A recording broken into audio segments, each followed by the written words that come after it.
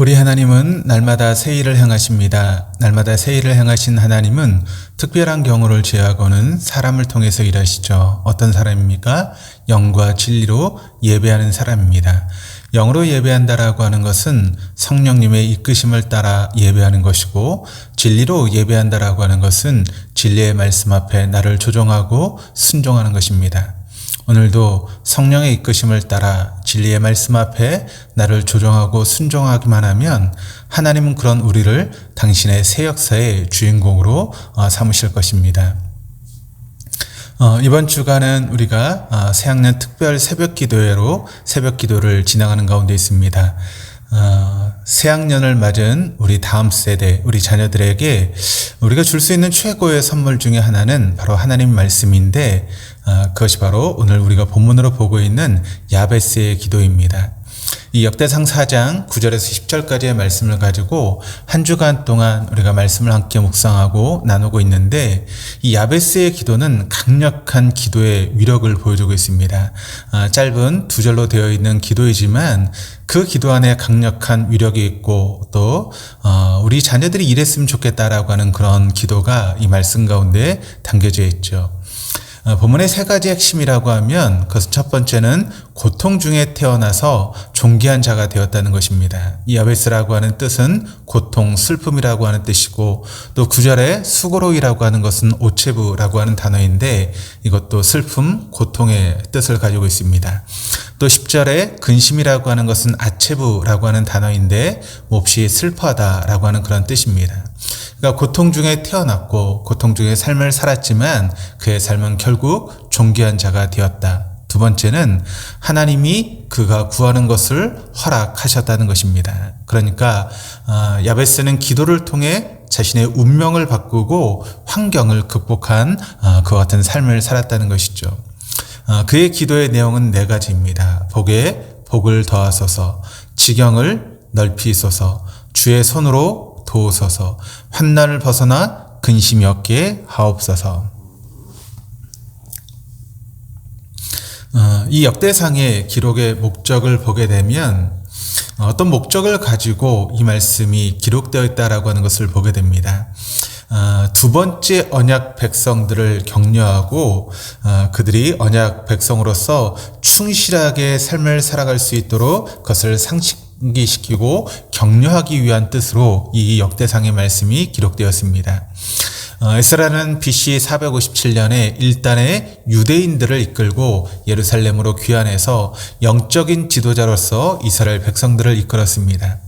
부푼 꿈을 안고 고국으로 돌아왔으나 오랫동안 주인을 잃었던 고국의 모습은 황폐하기 짝이 없었습니다. 이런 상황 속에서 그들을 독려해서 언약 공동체를 재건하기 위한 그런 목적으로 역대기에서의 말씀이 기록된 것입니다. 아마도 에스라는 역대기를 BC 450에서 430년 사이 완성해서 고국으로 돌아왔던 남은 자들에게 그것을 낭독해 주었을 것입니다. 그렇게 함으로써 그들이 직면한 어려운 때에 유대인들에게 그들의 영적인 유산과 정체성을 상기시켜 주었습니다. 역대기서의 독자들은 지금까지 바벨론의 포로로 끌려가서 고통스러운 나날을 보내고 있었습니다. 그래서 모두들 야베스와 같은 소원을 갖고 있었죠. 그러므로 야베스의 기도는 바벨론 포로 생활에서 돌아온 유다 백성들에게 영토의 회복과 확장의 문제에 대한 도전을 주기 위해서 의도적으로 삽입된 말씀이 이 본문의 말씀입니다. 야베스의 기도는 원 독자들의 역사적인 상황 속에서 하나의 모범으로 제시되고 있는데, 이 말씀은 개인의 영토 확장이 아니라 약속하신 땅을 회복하라고 하는 하나님의 꿈, 비전을 실현하는 것입니다.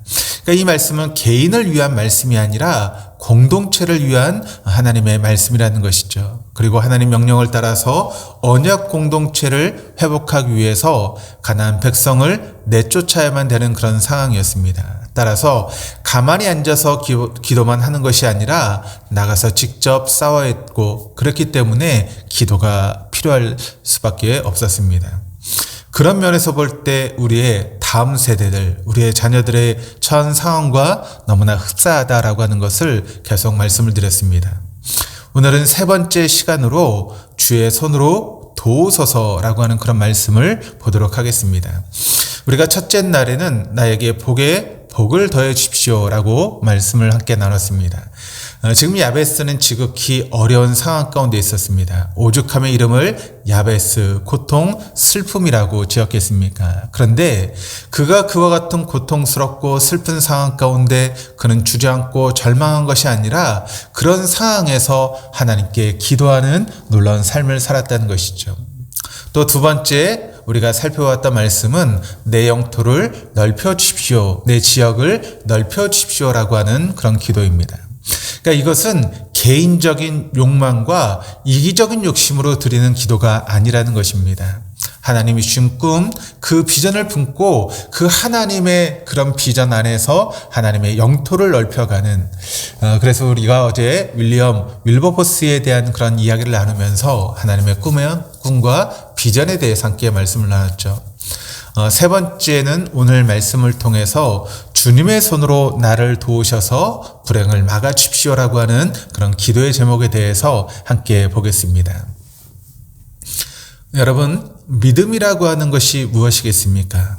믿음이라고 하는 것은 여러 가지로 이야기할 수 있지만 한 가지 또 이야기할 수 있는 부분의 하나는 무엇인가 하면 믿음은 나의 도움이 어디서 오는가를 아는 것, 그것이 바로 믿음입니다. 그래서 세상의 모든 사람들은 믿음이 있습니다. 어떤 사람은 돈을 믿습니다. 또 어떤 사람은 주먹을 믿습니다. 또 어떤 사람은 나의 도움이 부모로부터 온다라고 하는 그런 믿음이 있게 되는 것이죠. 그렇다면 우리 그리스도인들, 하나님 믿는 하나님의 사람들은 여러분 무엇을 믿는 것이겠습니까? 돈이나 주먹이나 부모를 믿는 것이 아니라 우리를 향하신 주의 손을 믿는 것입니다. 우리 하나님은 절대 주권자이십니다. 하나님이 함께 하시면 불가능한 일이 없다라고 하는 것을 우리는 잊지 말아야 됩니다. 우리에게 기적은 하나님에게는 상식에 지나지 않습니다. 우리는 도저히 상상할 수 없는 그런 일도 하나님은 능력으로 하실 수 있는 그런 분이십니다. 그러므로 우리는 주님의 손을 믿는 그와 같은 삶을 살아가야 하는 것이죠. 그런데 여러분, 우리가 신앙생활하면서 느끼는 것이지만 말은 참 쉬운데 말대로 되지 않는데 그 어려움이 있고 문제가 있습니다. 그 이유가 무엇 때문일까요? 우리가 믿음이라고 하는 것은 하나님 믿는 것이고 하나님의 손을 믿는 것이다라고 하는 것을 많이 말을 하고 있지만 왜 우리의 삶 가운데 그와 같은 모습이 보이지 않는 것일까요? 그것은 딱 하나입니다. 하나님의 생각과 뜻을 의지하지 않고 나의 생각과 뜻을 우리가 고집하고 있기 때문에 그렇습니다. 야베스는 말도 안 되는 상황 속에서 불평이나 원망만 늘어놓지 않았습니다.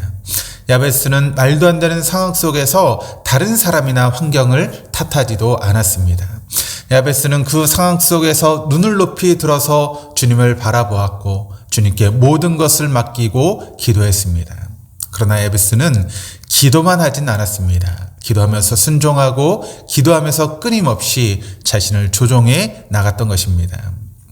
내일 우리가 더 자세히 살펴보겠지만 기도는 주님께 모든 것을 맡기는 것입니다. 그러나 온전한 기도는 무조건 주님께 모든 것을 맡기고 나는 아무것도 하지 않으려고 하는 의미는 결코 아닙니다. 그분께 나의 앞길을 맡기고 끊임없이 나 자신을 주님께 조정하고 순종하며 나아가는 것, 그것이 바로 진정한 의미의 믿음인 것이죠. 우리의 모범이 되시는 예수님을 우리가 보게 되는데 이와 같은 원리를 우리에게 가장 잘 보여주시는 분이 바로 예수님이십니다. 예수님은 자기를 죽이시면서까지 아버지께 순종하셨던 분이 바로 우리 예수님이십니다. 요한복음 10장 30절 말씀을 보시면 이렇게 기록을 합니다. 나와 아버지는 하나이니라 하신대. 그러니까 예수님은 나와 아버지는 하나라 말씀하셨습니다. 아버지이신 하나님과 완벽하게 동기화되어 있었다는 것입니다. 또한 요한복음 14장 6절 말씀을 보시면 예수께서 이르시되 내가 곧 길이요 진리요 생명이니 나로 말미암지 않고는 아버지께로 올 자가 없느니라. 죄인된 우리는 하나님께 나아갈 수 없습니다. 그래서 예수님을 이 땅에 하나님이 보내주신 것이죠. 그리고 우리는 그 예수님을 통해서만 하나님께 나아갈 수 있는 것입니다. 또 요한복음 14장 9절 말씀을 보시면 예수께서 이르시되 빌립아 내가 이렇게 오래 너희와 함께 있을 때 내가 나를 알지 못하느냐 나를 본 자는 아버지를 보았거늘 어찌하여 아버지를 보이라 하느냐. 죄인된 우리는 하나님을 볼 수 없습니다. 그래서 예수님을 이 땅에 보내주셨습니다. 우리는 예수님을 통해서만 하나님을 볼 수 있습니다. 그렇습니다. 육신을 입고 이 땅에 오신 예수님은 철저하게 아버지 하나님과 하나이셨습니다. 아버지이신 하나님이 예수님을 사랑하셔서 자기가 행하시는 것을 다 예수님께 보여주셨습니다. 예수님은 아버지께서 하신 일을 보지 않고는 아무것도 스스로 하실 수 없었고 하려고 하지도 않으셨습니다. 그런데 단 한 번 하나님이신 아버지와 생각이 다르셨던 경우가 있습니다. 그것이 바로 십자가의 사건입니다. 주님은 지금 이 세상에서의 마지막 밤을 맞으셨습니다. 이 밤이 지나면 고난을 당하시고 십자가에 못 박혀 죽으셔야 되는 그런 시간이었습니다. 그때 예수님의 심정이 어떠하셨을까요? 마가복음 14장 34절에 이렇게 기록이 되어 있습니다. 말씀하시되 내 마음이 심히 고민하여 죽게 되었으니 너희는 여기 머물러 깨어있으라 하시고 그렇습니다. 지금 예수님의 마음이 심히 고민하여 죽을 지경이 되었다라고 이야기를 하고 있습니다. 그래서 제자들에게 너희는 여기 머물러 깨어있어 나를 위해 좀 기도해라 그렇게 부탁하셨죠. 그리고 홀로 조금 더 나아가셔서 땅에 엎드려 기도하셨습니다. 그때 예수님이 뭐라고 기도하셨습니까? 마가복음 14장 6절 말씀을 보시면 이르시되 아빠 아버지여 아버지께는 모든 것이 가능하오니 이 잔을 내게서 옮기시옵소서. 그리고 똑같은 기도를 3번이나 반복하셨습니다.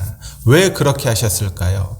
왜 그러셔야만 할 수밖에 없었습니까? 그것은 바로 그 십자가의 고통이 너무나 컸기 때문입니다. 그리고 하나님의 아들이신 성자 예수님으로서 모든 사람에게 치욕을 당하고 십자가를 지는 것은 예수님에게 너무나 큰 어려움이었습니다. 그리고 아버지께로부터 버림받는 외로움 때문에 예수님은 3번이나 반복하시면서 이 잔을 내게서 옮겨달라 그렇게 기도하셨죠. 아버지신 하나님을 이때만은 아버지라고 부를 수가 없었습니다. 그래서 예수님은 성경에서 딱 한 번 아버지를 하나님이라고 불렀습니다. 엘리 엘리 나마 사막다니 나의 하나님 어찌하여 나를 버리시나이까. 아버지이신 하나님은 예수님의 그 마지막 절규를 외면하셨습니다. 그 순간 예수님은 온 인류의 십자가를 대신 담당하신 죄인이었기 때문입니다.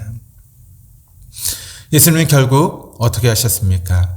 자신을 아버지신 하나님의 뜻에 맞게 자신을 조정해 나가셨습니다. 마가복음 14장 36절 말씀 그러나 나의 원대로 마옵시고 아버지의 원대로 하옵소서 하시고.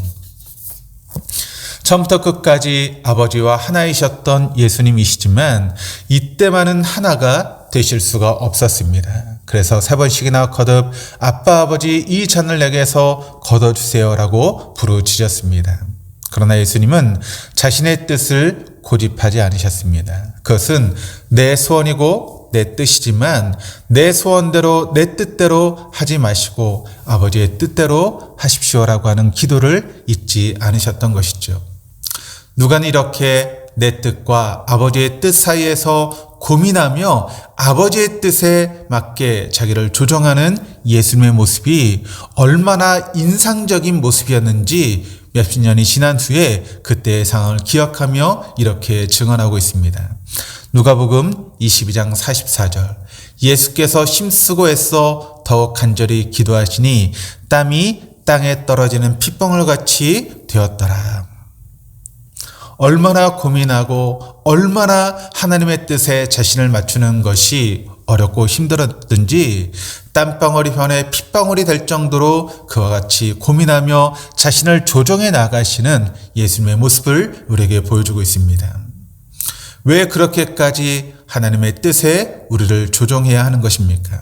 결국 예수님은 자신의 뜻을 죽이셨습니다. 아버지의 뜻에 맞게 자신을 조종하셨습니다. 십자가를 지셨습니다. 그 십자가는 고통의 십자가였습니다. 지옥의 십자가였습니다. 아버지께 마저 외면당했던 십자가였습니다. 그런데 아버지 하나님은 그렇게 십자가를 지신, 그렇게 자신을 조종하셔서 하나님의 뜻에 자신을 맞추셨던 예수님을 철저하게 높여주셨습니다. 빌립보서 2장 5절에서 11절까지 말씀이 이렇게 기록을 합니다. 너희 안에 이 마음을 품으라.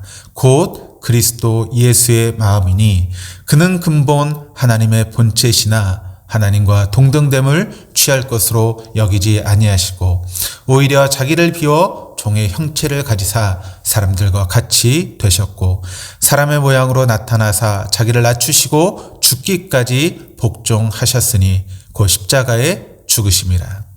이러므로 하나님이 그를 지극히 높여 모든 이름 위에 뛰어난 이름을 주사 하늘에 있는 자들과 땅에 있는 자들과 땅 아래에 있는 자들로 모든 무릎을 예수의 이름에 꿇게 하시고 모든 입으로 예수 그리스도를 주라 시인하여 하나님 아버지께 영광을 돌리게 하셨느니라. 곧 자신을 조종하고 하나님의 뜻에 자기를 맞추셨던 그 예수님을 하나님 세상 만물의 중심이 되게 하셨습니다. 그래서 우리는 BC, Before Christ, AD, 아노 도미니, 곧 예수님을 중심으로 기원 전과 기원 후로 나뉘게 되었고 또 안식일이 주의 날, 주님의 날 주일로 바뀌게 되었습니다. 그 예수님을 통해서 교회가 시작되었고 또 예수 그리스도의 이름을 모르는 사람이 없을 정도로 세상 만물의 중심이 되신 분이 우리 주님이셨습니다. 그리고 그런 주님을 만나는 사람마다 변화의 역사가 일어나게 되었다는 것이죠. 부활하신 예수를 만났던 사람들이 어떻게 되었습니까? 막달라 마리아가 예수님을 통해서 변화되었습니다. 베드로가 예수를 만남으로 그 인생이 변화되었고 엠마오로 가는 두 제자가 예수님을 다시 만남으로 그들이 예루살렘으로 돌아오게 되었고 다락방에 모였던 제자들, 의심하는 도마, 대적자였던 바울, 그리고 모였던 모든 제자들이 예수를 만나고 그들의 삶이 새로워지고 변화되는 놀라운 역사가 일어나게 되었다는 것입니다. 예수를 만남으로 인생이 새로워지는 놀라운 변화가 저와 여러분의 삶 가운데 있기를 주님의 이름으로 축원합니다. 한 가지 말씀을 하고 말씀을 마치겠습니다. 제가 좋아하는 찬송가 중에 하나가 찬송가 623장입니다. 이 찬송가는 다이앤 볼이라고 하는 분이 작사하시고 작곡을 했습니다. 그런데 이 곡을 쓰게 된 배경이 참 재미있습니다. 1975년 다이앤 볼은 모처럼 여름 휴가 계획을 세웠습니다. 어린 자녀 4명과 다이앤 부부가 함께 가족여행을 계획했습니다. 다이앤은 모든 일정을 아주 꼼꼼하게 계획을 했습니다. 우선 정확히 오전 10시에 집을 떠날 계획이었습니다. 다이앤은 휴가를 떠난 날 캐시빌에서 열리는 여성 모임에 강사로 초청이 되었는데 마침 여행 가는 길에 그 말을 지나게 되어 있었습니다.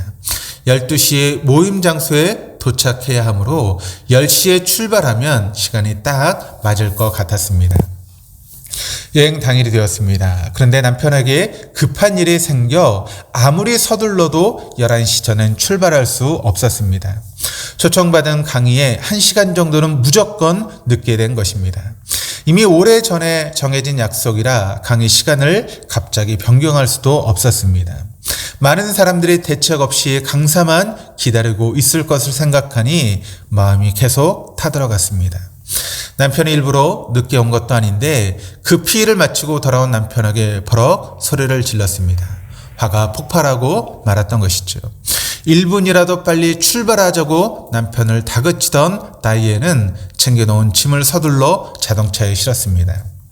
고속도로를 달리고 있는 다이앤은 머리끝까지 치밀어 오르는 화를 꾹 참아가며 하나님께 마음의 평화를 달라고 기도하기 시작했습니다. 그러면서 다이앤은 전도서 3장을 펴서 읽기 시작했습니다. 모든 일에는 정해진 때가 있고 세상에서 일어나는 일마다 알맞은 때와 정해진 기한이 있다라고 하는 그런 말씀이었습니다. 그때 모든 일은 주님의 시간에 맞춰 일어난다라고 하는 생각이 이 다윗의 머릿속에 들었습니다. 그리고 다윗은 계속해서 말씀을 읽어 내려갔습니다.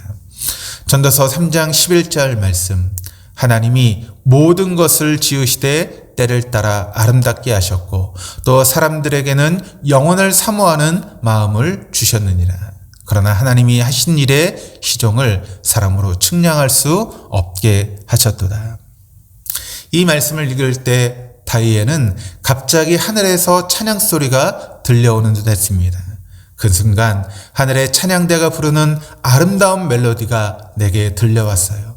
가사는 내 초조한 마음을 쓸어내렸고 주님은 내게 평안을 주셨습니다. 다윗은 달리는 차 안에서 자신이 세운 철저한 계획과 주님의 시간을 생각하며 가사와 멜로디를 써내려갔습니다. 그녀가 K11 여성 모임에 도착했을 때는 이미 찬송 주님의 시간에 라고 하는 찬송이 완성되어 있었습니다. 그런데 놀라운 일이 일어났습니다. 강의는 주최 측의 사정으로 시간이 미뤄져서 다이앤이 딱 알맞은 시간에 도착하게 되었던 것입니다. 만약 제 시간에 도착했다라면 1시간 이상을 기다려야 했던 그런 모습이었는데 바로 정확한 시간에 도착하게 된 것이죠. 그날 강의에서 다이앤은 조금 전 자신이 이곳에 오며 경험한 이야기를 들려주었습니다. 내 시간과 계획은 언제나 불안합니다. 그러나 주님은 주님의 시간에 모든 것들을 아름답게 만들어 가시는 분이십니다. 찬송가 623장이 이렇게 노래합니다. 주님의 시간에, 주님의 시간에, 주님의 시간에 주님은 모든 것을 아름답게 하십니다. 주님, 날마다 저에게 보여주소서. 당신의 길을 가르쳐 주실 때 당신의 시간에 당신의 말씀대로 향하신다라고 하는 것을. 그렇습니다. 잠언 16장 9절 말씀을 보시면 사람이 앞날을 계획하는 것은 사람이지만 그 발걸음을 인도하시는 분은 여호와 하나님이시다라고 말씀하고 있습니다. 사람에게는 의지가 있어 어떤 일을 계획할 수 있습니다. 그러나 아무리 철저하게 그 일을 계획하고 실행한다 하더라도 일의 계획대로 완벽하게 모든 것들이 성취되는 것은 아닙니다. 우리 철저히 우리가 그 계획을 하고 그 일을 진행해 나갈 때 무너지는 경우들이 얼마나 많이 있습니까? 우리는 항상 치밀한 계획을 세우지만 모든 것의 주권자이신 하나님은 더 큰 목적대로 우리를 이끌어 가실 것입니다. 그러므로 주님의 시간, 우리를 향하신 주님의 시간을 믿으시고 때론 조급하거나 안달하는 그런 모습이 아니라 주님께서 이루어가실 시간을 믿음으로 바라볼 수 있는 저와 우리 동덕의 모든 교우들 다 될 수 있기를 주님의 이름으로 축원합니다. 기도하시겠습니다. 주님, 우리가 아무리 많은 계획을 세우고 또 아무리 최선을 다해서 그 일을 이루어 간다 할지라도 그 모든 것을 이루어 가시는 분은 여호와 하나님이심을 고백합니다. 주님의 시간에 주님은 모든 것을 아름답게 하시는 분이십니다. 주님, 그 당신의 길을 우리에게 보여주시고 그 길을 가르쳐 주옵소서. 당신의 시간에 당신이 말씀하신 대로 우리의 삶을 조정하며 순종해 나가는 우리 모두가 되어줄 수 있도록 인도하여 주옵소서. 감사드리며 예수 그리스도 이름으로 기도드립니다. 아멘.